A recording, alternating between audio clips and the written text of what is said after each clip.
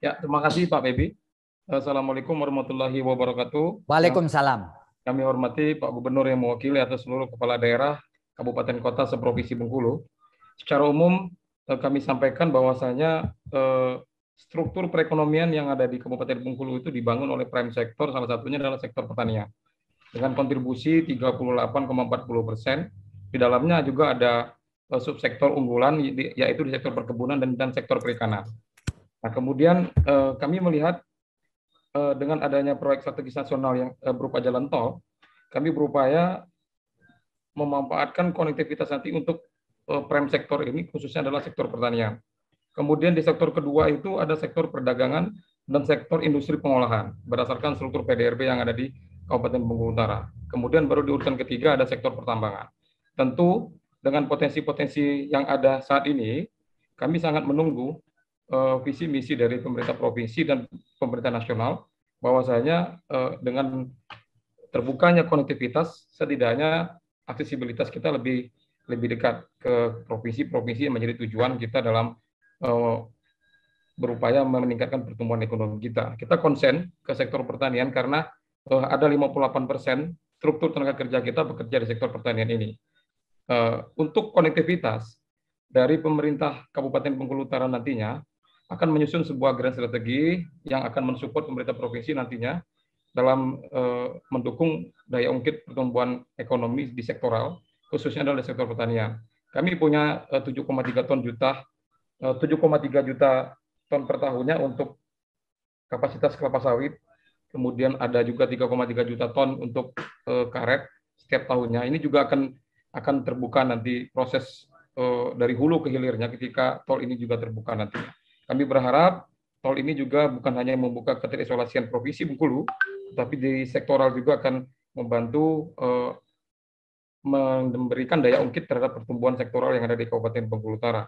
Karena sektor pertanian ini kalau tidak dibantu dengan keterbukaan akses, saya kira tidak akan mungkin untuk bertumbuh dengan baik. Kita ingat mungkin pertumbuhan sektor ekonomi di Provinsi Bali pada awal COVID Maret 2020 kemarin itu tergoncang sangat dahsyat ketika dia bertumbuh hanya di satu sektor, yaitu sektor pariwisata.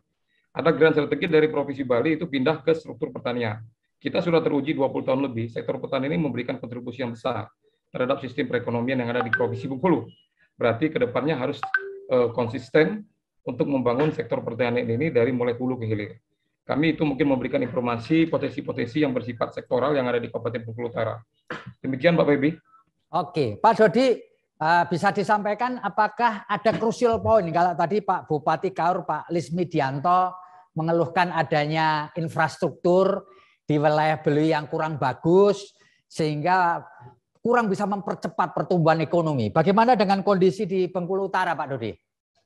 Secara umum, sebenarnya untuk keterbukaan isolasi menggunakan sistem pembangunan jalan tol ini, itu diharapkan tidak ada kesenjangan yang sangat tinggi antara aksesibilitas yang bersifat lintas provinsi, lintas kabupaten dan lintas provinsi, lintas pulau, itu dengan kondisi infrastruktur yang ada di internal kabupaten maupun di provinsi. Ya. Seperti kita mungkin ada konektivitas yang harus segera diperbaiki, yaitu konektivitas antara Kabupaten Bengkulu Utara dengan Bengkulu Tengah yang sudah lama sekali tidak tersentuh.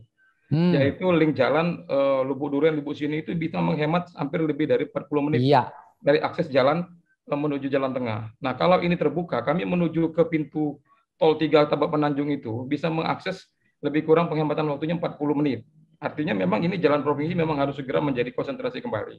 Tapi ini memang menjadi masalah kita bersama, supaya tidak ada kesenjangan yang tinggi antara konektivitas antar provinsi dengan konektivitas ibu kota kabupaten, ibu kota kecamatan, dan ibu kota desa. Kita semuanya sedang mengalami kendala-kendala untuk pendanaan pembangunan infrastruktur secara makro.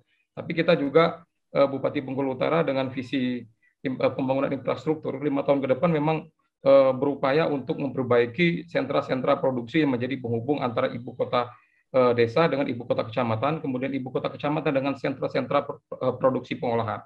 Jadi memang secara bertahap kita memang secara terkonsentrasi untuk fokus ke mengurangi kesenjangan perbaikan infrastruktur baik yang ada di kabupaten, kemudian di skala penghubung kabupaten dengan ibu kota provinsi, dan ibu kota provinsi menuju akses perekonomian yang lain. Saya kira itu, Pak Feby. Terima kasih sudah nonton.